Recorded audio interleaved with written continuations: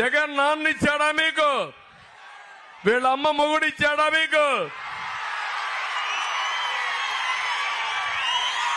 వీళ్ళ అమ్మమ్మ మొగుడు ఇచ్చాడా మీకు? వీళ్ళ నాన్నమ్మ మొగుడు ఇచ్చాడా మీకు? మీ తాత ఇచ్చాడు, మీ నాన్న ఇచ్చాడు, నువ్వు కష్టపడ్డావు. అలాంటప్పుడు నీ ఫోటో వేసుకోవాలి కానీ ఈ చెత్త ఫోటో ఎందుకు తమ్ముళ్ళు అని అడుగుతున్నా. అంటే 14 సంవత్సరాలు నేను ముఖ్యమంత్రిగా చేశా. నా భూమికి కూడా ఈయన ఫోటో నేను వేసుకోవాలా? న్యాయమా ఇది? న్యాయమా ఇది?